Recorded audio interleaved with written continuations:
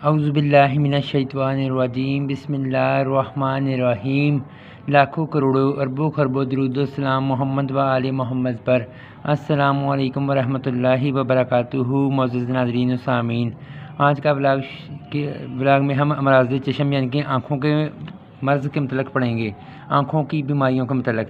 لیکن اس سے پہلے آپ سے پرزور درخواست ہے، ریکویسٹ ہے کہ برائے مہربانی ویڈیو کو لائک، شیئر اور چینل کو سبسکرائب کر دیں۔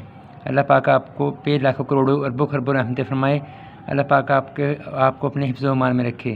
برائے مہربانی میری ہیلپ کریں، مجھے سپورٹ کریں، برائے مہربانی چینل کو سبسکرائب کریں۔ چندیا پن۔ حضرت ابو ہریرہ رضی اللہ تعالیٰ عنہ فرماتے ہیں کہ ایک بار صحابہ کرام نے بارگاہ نبوی صلی اللہ علیہ وآلہ وسلم میں عرض کی کہ کیا خنبی زمین کی چیچک ہے؟ رسول اللہ صلی اللہ علیہ وآلہ وسلم نے فرمایا، یہ من کی ایک قسم ہے، اس کا پانی آنکھ کے لیے شفا ہے، عجبہ جنت سے ہے اور زہر سے شفا ہے۔ حضرت ابو ہریرہ رضی اللہ تعالیٰ عنہ کہتے ہیں کہ میں نے تین 5 یا 7 خنبیاں لیں، ان کو نچوڑ کر ان کا پانی شیشی میں ڈالا اور بطور سرما اپنی چندی لونڈی کی آنکھوں میں ڈالا تو وہ بفضل خدا اچھی ہو گئی۔ سبحان اللہ۔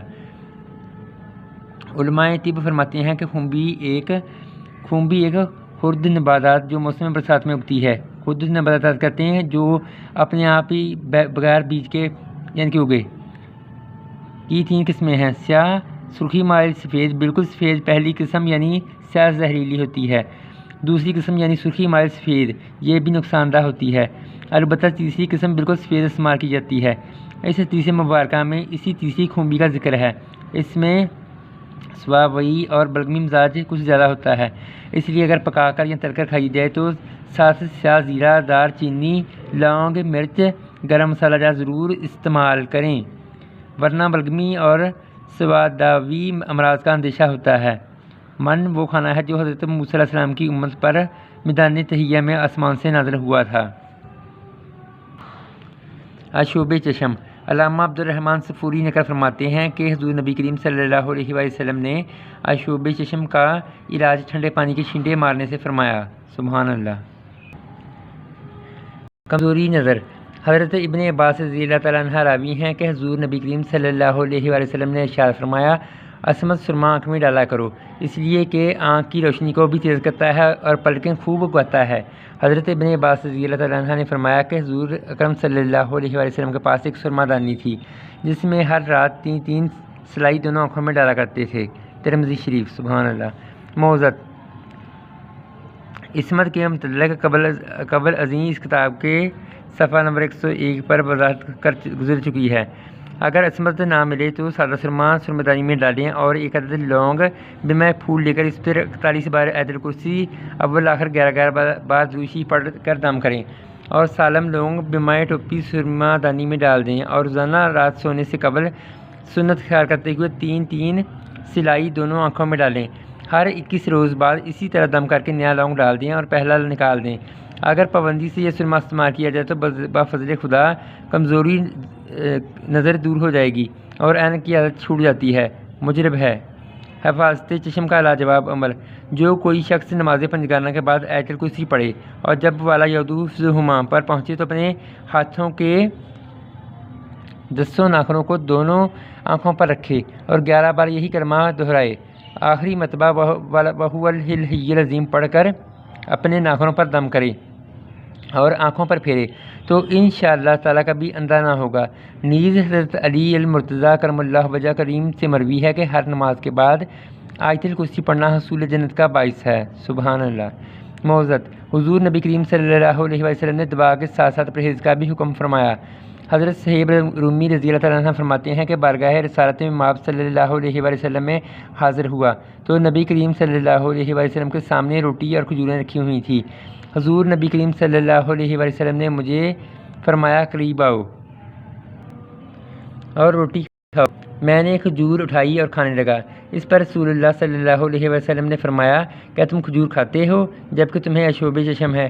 اس حدیث پاک سے پتہ چلا کہ آشوب چشم یعنی کہ آنکھ کی بیماری میں کھجور اور دیگر گرم اشیاء سے پرہیز کریں، ایسے ہی آشوب چشم میں جماع سے بھی پرہیز کریں، جیسا کہ حدیث پاک میں حضرت ام المومنین سیدہ ام سلمہ رضی اللہ تعالیٰ عنہ سے مروی ہے کہ ازواج مطہرات رضی اللہ تعالیٰ عنہ میں اگر کسی کی آنکھ دکھنے آ جاتی تو سید عالم صلی اللہ علیہ وآلہ وسلم اس سے قربت نہ فرماتے تھے جب تک کہ وہ تندرست نہ ہو جائے۔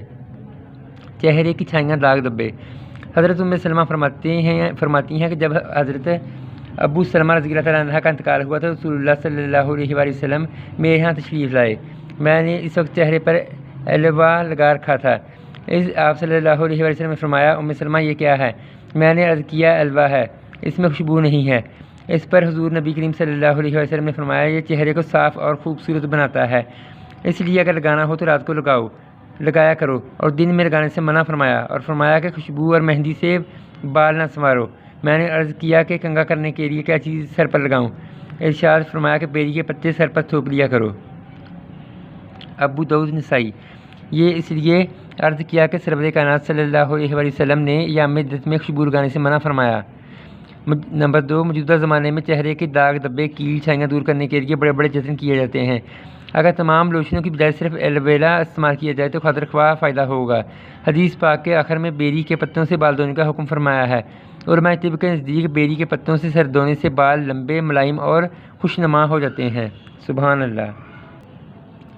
حلق بیماری، گلے پڑنا۔ یہ بیماری عموماً چھوٹے بچوں کو ہوا کرتی ہے۔ اکثر طور پر عورتیں حلق دبا کر تیل کی مالش سے اس کا علاج کرتی ہیں، مگر رحمت عالم صلی اللہ علیہ وآلہ وسلم نے عورتوں کو حلق کی بیماری میں حلق دبا کر عذاب نہ دو بلکہ تم قسط کا استعمال لازمی پکڑو۔ بخاری مسلم مشکوات انس بن مالک رضی اللہ تعالیٰ عنہ۔ قسط کو اردو میں کوٹھ اور انگریزی میں کاسٹس روٹ کہتے ہیں۔ اس کی 2 قسمیں ہوتی ہیں، شیریں اور تلخ۔ اندرونی طور پر صرف کوٹ شیریں ہی استعمال ہوتا ہے، کوٹ تلخ بیرونی طور پر استعمال کیا جاتا ہے۔ اس کا مزاج گرم خشک ہے۔ مقدار خوراک 2 سے 3 ماشا ہے۔ یہ اعضائے رشتہ جگر اور اعصاب کو قوت دیتا ہے، امراض دماغی، فالجہ اور لقوا کو مفید ہے، پیٹ کے کیڑے مارتا ہے، پیشاب اور حیض کو کھول کر لاتا ہے۔ ذرا سی الائچی خورد مطلب بڑی الائچی کے ساتھ خیرساندہ تیار کر کے استعمال کرنے سے بلغمی مزاج، مزمن، دجا، المفاصل، جوڑوں کا درد اور جلدی امراض کو بہت فائدہ دیتا ہے۔ ضیق النفس اور کھانسی وغیرہ میں شہد ملا کر چٹاتے ہیں۔ عود کو اردو میں اگر کہتے ہیں۔ اس کا درخت 40 سے 100 فٹ تک بلند ہوتا ہے۔ اس کا ذائقہ تلخ اور خوشبودار ہوتا ہے۔ اس کی لکڑی خوشبو کے لیے جلائی جاتی ہے۔ اس کا مزاج گرم خشک ہوتا ہے۔ یہ اعضائے رشتہ جگر، معدہ، حواس، قوائے دماغی، انتڑیوں اور مسوڑوں کو قوت دیتا ہے، منہ کو خوشبودار بناتا ہے۔ یہ ریا کو تحلیل کرتا ہے اور ضعف مثانہ کو فائدہ دیتا ہے۔ دیگر حلق اور ذات الجنب کے لیے۔ حضرت ام القیس رضی اللہ تعالیٰ عنہ راوی ہیں کہ رسول اللہ صلی اللہ علیہ وسلم نے فرمایا تم اپنی اولاد کے حلق کیوں دباتی ہو؟ تم پر لازم ہے کہ عود ہندی استعمال کرو، کیونکہ اس میں 7 بیماریوں کی شفا ہے، جن میں سے ایک ذات الجنب کی بیماری ہے۔ اس کی وضاحت آگے آئے گی۔ حلق کی بیماری ہو تو ناک میں ڈالی جائے، اور ذات الجنب کی بیماری ہو تو حلق میں ڈالی جائے۔